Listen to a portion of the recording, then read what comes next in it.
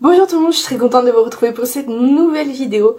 Avant de commencer, je vais vous rappeler que j'ai maintenant un compte Instagram. Si vous voulez me suivre sur ce réseau, je vous montre des choses vraiment différentes de ce que je fais d'habitude sur YouTube.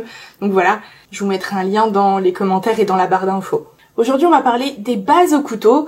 Alors cette vidéo s'adresse pas forcément à tout le monde, c'est vraiment pour ceux qui veulent débuter au couteau. Vous êtes hyper nombreux à me dire que vous n'arrivez pas du tout à peindre au couteau. Donc je pense que cette vidéo est importante pour beaucoup d'entre vous. Je vais vraiment vous montrer comment tenir le couteau, quel angle, essayer de vous parler de la pression à exercer sur la toile. Mais vraiment, je l'ai dit 100 fois, je vais le redire dans la vidéo, mais le meilleur conseil que je puisse vous donner pour travailler au couteau, c'est de vous entraîner, d'essayer plein de choses avec des différentes quantités de peinture, en mettant plus ou moins de pression. Vraiment, il faut essayer. Je vais vous donner tous les conseils que je peux aujourd'hui, mais vous ne vous améliorerez jamais plus qu'en essayant vraiment et en expérimentant. Donc aujourd'hui on va parler des bases et la semaine prochaine je vous ferai une autre vidéo avec quelques techniques toujours assez basiques mais pour avancer un petit peu plus et pouvoir faire des choses, pouvoir faire des tableaux tout simplement avec un couteau. Comme d'habitude vous aurez les informations dans la barre d'infos et puis j'espère que cette vidéo vous sera utile. Alors il existe plusieurs types de couteaux évidemment. Moi j'utilise toujours presque celui-ci. Alors la taille est effacée mais je vous écris ça quelque part. Je l'aime bien celui-là parce que j'aime bien sa taille pour l'utilisation que j'en fais. C'est pile ce qu'il faut et c'est la forme vraiment assez basique. C'est le couteau de base avec cette forme un petit peu arrondie comme ça. J'en ai deux autres avec des tailles différentes mais c'est le même modèle. Le bourron comme ça. Donc j'ai tendance à utiliser évidemment le grand pour couvrir des grandes surfaces rapidement. Mais globalement j'utilise celui-là. C'est toujours celui-là que vous me voyez utiliser dans les vidéos. J'en ai un autre carré comme ça. Alors celui-là pareil pour couvrir des grandes surfaces ou faire vraiment des choses très carrées ou voilà. Mais je l'utilise presque jamais. Vraiment je suis très contente avec celui-ci. Éventuellement un pointu serait pas mal pour faire des détails. C'est intéressant les couteaux pointus pour vraiment travailler des choses très précises. Voilà, mais si vous devez en acheter qu'un, prenez un comme ça. Bon, on va vraiment commencer par les bases. Vous me dites souvent que vous ne savez pas avec quel angle utiliser votre couteau, quelle quantité de peinture, quelle pression sur la toile. Alors mon tout premier conseil, c'est vraiment d'expérimenter. Parce que même si vous aviez quelqu'un pour vous tenir la main, pour faire avec vous, à côté de vous, ce serait compliqué de vous montrer. Parce que c'est quelque chose qui se ressent, le travail au couteau. Donc je peux vous montrer par rapport aux quantités. Je peux vous donner l'angle que j'utilise. Mais pour la pression à exercer, ça va vraiment être à vous de tester. Je vais vous rapprocher un petit peu pour que vous puissiez vraiment bien voir. Ok, alors en fonction de la quantité de peinture que vous mettez sur votre couteau, vous allez pouvoir couvrir de plus ou moins grandes surfaces. Là, j'en ai mis beaucoup, vraiment beaucoup. Donc là, en mettant cette quantité, je vais vraiment pouvoir couvrir de grosses zones.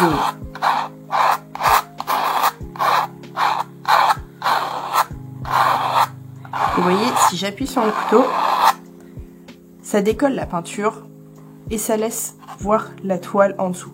Donc, il faut appuyer, disons, vous voyez vraiment pour la pression c'est très difficile à expliquer.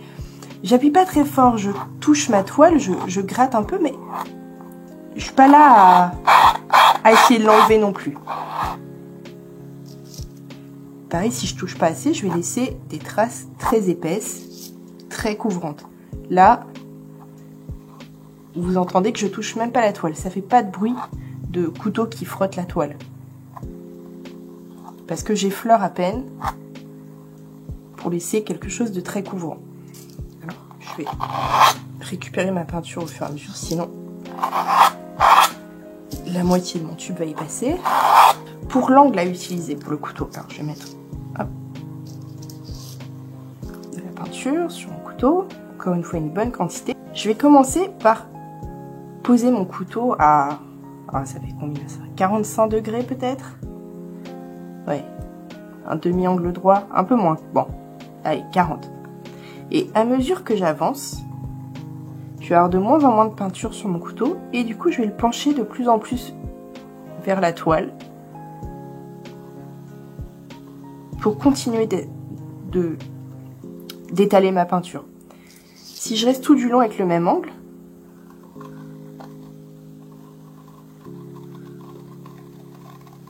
non, là je l'ai penché, c'est vraiment quelque chose de très... Ça se fait très naturellement le couteau, donc instinctivement je l'ai penché à force. On recommence. Je reste avec le même angle tout du long.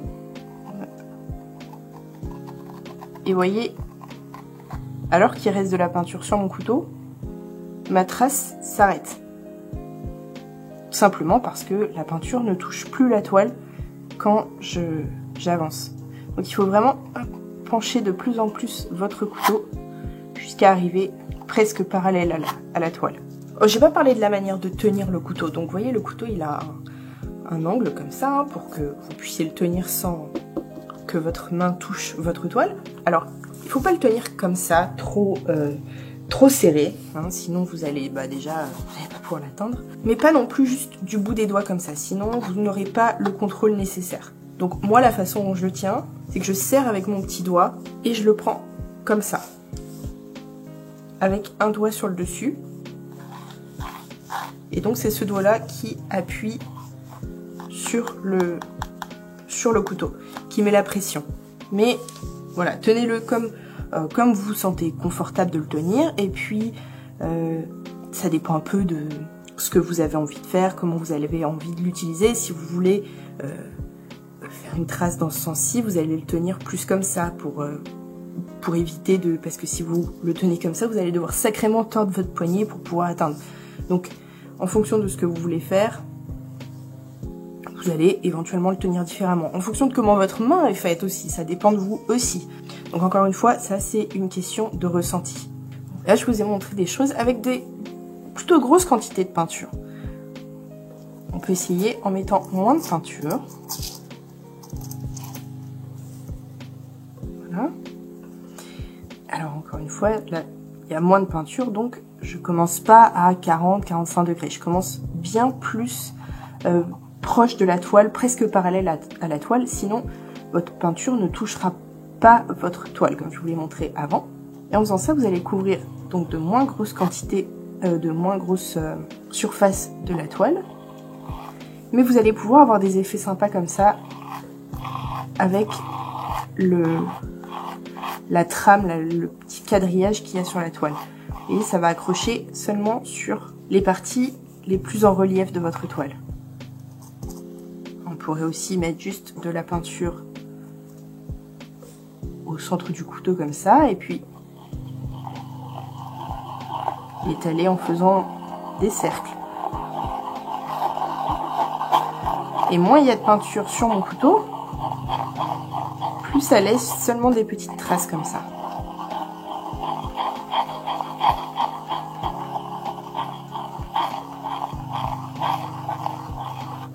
Pensez bien aussi à essuyer votre couteau entre deux couleurs, sinon automatiquement vos couleurs vont se mélanger sur le couteau. Voilà, donc c'est tout pour aujourd'hui. Je vous rappelle que la semaine prochaine vous aurez une autre vidéo sur les techniques au couteau. J'espère que d'ici là vous vous entraînerez un petit peu pour pouvoir suivre en fait, et que du coup la semaine prochaine vous serez prêts pour attaquer des trucs un petit peu plus, disons, précis. Je vous rappelle que vous pouvez me rejoindre sur Instagram, je vous mets le lien dans la description et en commentaire. Comme d'habitude, je vous invite à passer faire un tour sur ma page Facebook, je vous mets le lien dans la description. Je vous mets aussi le lien du groupe dans lequel vous pourrez partager vos toiles, avoir des avis et des conseils. N'oubliez pas de vous abonner, de partager et de mettre un pouce bleu si cette vidéo vous a plu, ça m'aide énormément. Et puis je vous dis à la semaine prochaine pour la deuxième partie de cette vidéo.